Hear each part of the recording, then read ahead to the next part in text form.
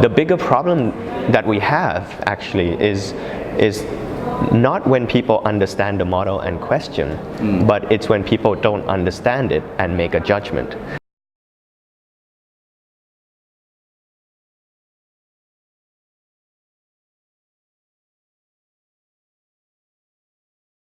I'm here today with Arch from Socialgiver in Bangkok, Thailand. Just had a phenomenal discussion about what he's been trying to do and converting the mindset around how you give, how to build an organization and like getting through the headaches, but just maintaining that vision, making sure that your impact and your revenue align so you can have and achieve everything you want. So thank you very much, Arch, for your time. This has been fantastic. Tell me a little about yourself and then Socialgiver. Okay, so my name is Arch Wongchindawest. I'm from Thailand. I run a social enterprise called Socialgiver, and we are a lifestyle and travel company that raises funds for local charities. So we work with over 160 leading brands in Thailand, from hotels, restaurants, spas, activities, events, airlines, and we work with them to convert their spare services into charitable contributions. What was the big challenge that you started off with? What was the idea that was like, well, wait a second, we've got a problem here and I want to fix it? I started off working in the social sector. I raised funds for a lot of charities, and I noticed that when I raise funds for one charity, it most of the time takes away money from another charity, in the sense that someone who just donated money will not donate again to another charity. Right. So I try to figure out a better solution. What I was trying to find out was, how do we convert this, consumer spending power, which was huge, and have a portion of that become new revenue for the social sector, to help sort of grow the sector that has been overly reliant on donations alone. How have you been reaching out to potential buyers then? Because you're turning a donor into a buyer. How do you reach them, and how are you changing that mindset that they're not just donating, that it's actually they're getting a value for the product?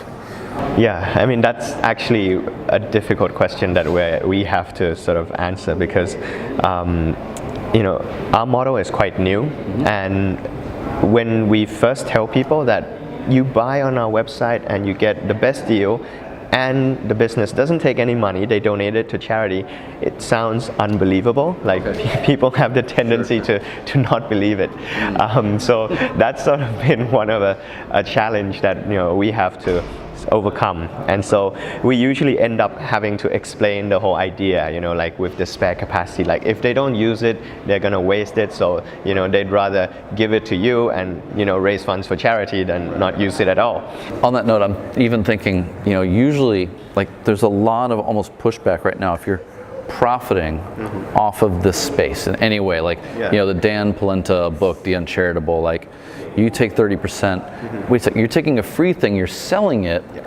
How many people question you on that?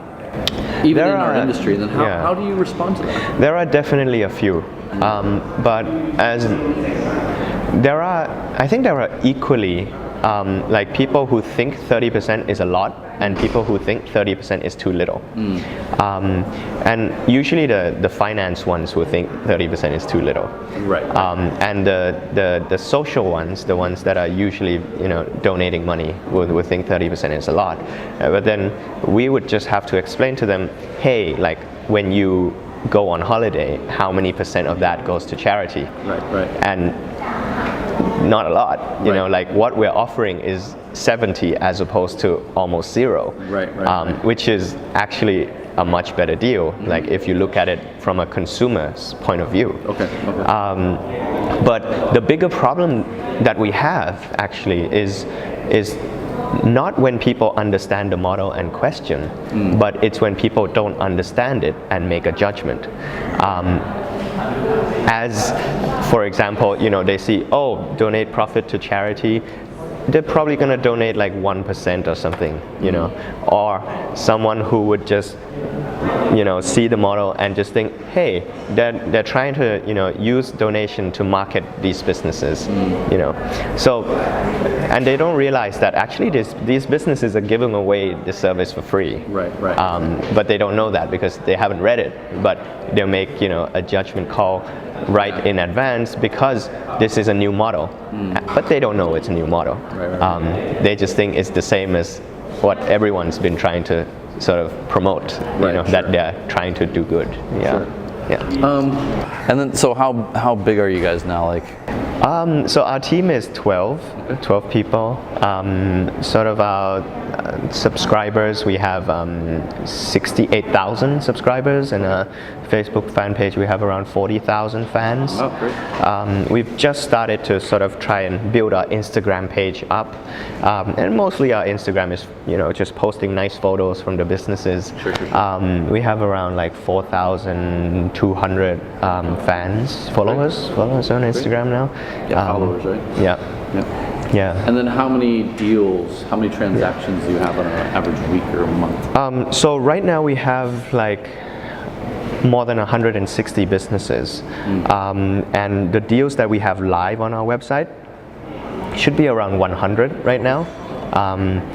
We don't have as much transactions per month as I would have liked, but we're growing continuously. Okay. We sort of, like year on year, we're doing pretty well, around 300 to 500% growth. So we're sort of, trying to push that up more. A lot of charities particularly struggle with, how do I create social, right? Like, I've only got 32 likes, I have 100 likes, like, what does it matter? What were some of the techniques that you use that you realized, like, wow, that one, we got 50 more, we got 5%, and not just, they click through, like, what were the things that you learned through social? Well, it always changes. Okay, yeah. It is a bit of a whack-a-mole, right? Yeah. But I think the most important thing is quality content. Okay. And I mean, it's an easy word, but it's one of the most difficult things to do. It depends upon who is Socialgiver is something else. Yeah. Having quality content is probably one of the biggest factors to getting people to share. And then, you know, when people do share, like, how do you make sure that they like your page as well? So that's more difficult. Okay. So if you look at the content that you put out, and you said it has to be good content. Now, obviously that's in the context of Socialgiver's own business model. Yeah. I talk a lot about you shouldn't put crying babies as the lead image, right? You should inspire people. That does work. But we try to avoid it. Okay. But for a lot of charities, that actually works very well. In Thailand, especially, a lot of charities go through, like, with drama. You know, they create drama. Like, this big rich company is about to close down this house, which is, you know, like, could be a museum. Let's raise funds for it. You know, and that raises loads of funds. Right. Or like a charity that, you know, has been working to protect elephants is now like 60 million baht in debt and will need to close down, and then suddenly, like, people donate like 100 million baht to it. You know what, I don't know, I think these, you know, sad stories sometimes work, and work very well. And but can you do it over and over and over, or can you only use it once? No. Like in your website? I mean, I think if you overdo it, like, people would sort of like kick you for it. How do you then position your content? How do you try to inspire people to be engaged? So we, you know, I think, like, you know, there was a time when I thought about these two ways of advertising, and the first way is promoting the cause, you know. And sort of like, if I promoted the cause, I would be targeting people who already cared. And the second way is promoting the deals. And I think, like, the reason we decided to go with the second option is because I felt that by promoting the deals, what we are essentially doing is getting people who might not have cared to suddenly now donate money to charity. And when they do, and we provide them the content of, your last vacation put a child through school, and this is what happened. And I'm betting that this will have an impact on them becoming a socially conscious consumer in the future. Okay. And so we see this as more of a long-term bet, where we're building sort of the community of people who will eventually care more about society, and that's sort of what I'm very interested in, like creating change. Why choose this? Like what's going on here that made you say I have to do this?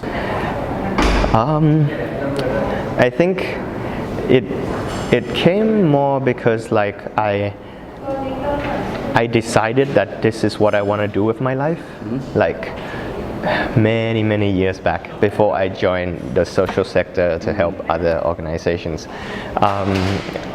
I sort of felt like I wanted my work to be meaningful, because it is something that I would have to do as a majority of the time that I spend of my life. Right. So I sort of my goal or my mission was I wanted to change the world.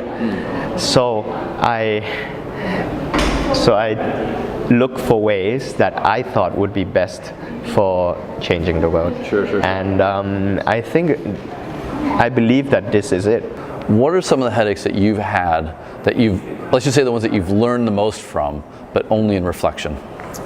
Actually, I think my biggest headache was building this model. Because we needed to build a model that was a win-win-win for every party that got involved. Right. And this sort of the development of this took me about 2 years. Okay. At the time I was doing other things, helping other organizations and getting paid by other organizations to sort of consult for them. Sure. And this was sort of something that we tested out and redeveloped and rebuilt. The biggest headache when we were building this, actually besides the model now that I mentioned, is the website. Okay. In the beginning we outsourced the development, and we had to build 3 different websites before it was something that we could use. Was it because you over-engineered it? Yeah. Okay, yeah. I had the same problem. And I also... Cool, I mean, what do you got planned going forward? What do you hope to achieve? So we're planning to launch an app in November, right? So right now we have an app, but it's a sort of mobile version of our website. Okay. But HTML5? Honestly, I don't know. But we have a native app coming on the iPhone and Android in November. So I'm really looking forward to that, because we've sort of seen like most of our users shifting to using our website on their phones. Right. So now around 65% use Socialgiver on their phones. So I think we're sort of moving in the direction that our customers are using us more. And we have a few pending deals from big companies that we're planning to close soon. And it might be possible that we might have a car on our platform. That'd be cool. What keeps you going? I mean, you got a bunch of headaches, you're building an enterprise, like you got staff who, they're not even working over here, right? They're just eating chips in the middle of this interview. So what keeps you going like on a daily basis? Like, entrepreneurship is hard. I think the biggest thing is having a great team. Okay. And our team is actually very cool. Yeah. I can tell. As you can see. It's good. Yeah. So when you have a great team and everyone sort of working together towards like one sort of really cool goal, that sort of is inspiring by itself. And sort of us having that big vision that we want to change the world, and sort of seeing that this is possible. From what we've done so far and from what we've achieved so far, sort of gives us hope that we might actually get there. Right. Yeah. but it's still a risk. So I have a question just generally about what's happening in Bangkok with social entrepreneurialism. I mean, Singapore has been a hub, Hong Kong tried to be a hub, Shanghai, we got a little bit, but what's happening here in Bangkok? Like, how's the ecosystem? Is it more Thai than foreign? Is it more foreign than Thai? Like, what's happening here? I think the social enterprises are mostly Thais doing it, but the sort of tech startups, there's a lot of foreigners coming in to do tech startups here in Thailand. I think social enterprise in Thailand is growing, but it's not, I think it was growing, but it might have stalled a little bit in the past 2-3 years, 2 years. Yeah. Because of? I think there's just a lack of success with the existing social entrepreneurs. I feel like we don't get enough support from the government, not even as much as startups get. So a lot of social entrepreneurs have sort of jumped into startups instead. So do you consider yourself a social entrepreneur or a tech startup? We are both. Lucky for us. So you got the good and you got the good, right? Yeah, we are both. Yeah. And I think that's, we're Now, that's a really romantic idea that sucks a lot of people in, right? They're like, I'm going to change the world too. So if you have a viewer here that's like, I want to change the world, what would you tell them to do? Because wanting to change the world and changing the world is very different things. So what are 3 things or 5 things that, like, if you're going to get in a space, you have to know and do as daily practice? I think the biggest thing is asking yourself, like, what would you give to change the world? And a lot of the times you're going to come up against challenges that you never thought you would have to face. There's a story in that. Yeah, there is. Yeah. You're on video. Why don't you tell it now? And sort of you'd need to be able to pick yourself up and sort of remember that, hey, this is what you said you'd do, and really believe, or really believe that you will, actually sacrifice all these things for it. So that's one thing. The second thing is, I think you need to test out the idea with a lot of people, and that sort of involves like talking to as many people as you can. When I started out, I thought, man, this is such a great idea. I'm not going to tell anyone about it because someone else is going to steal it. And then, up to the point where I was like, damn, like I can't keep doing this anymore. I got to tell people. And then I realized that, the more people you tell, the more people want to help.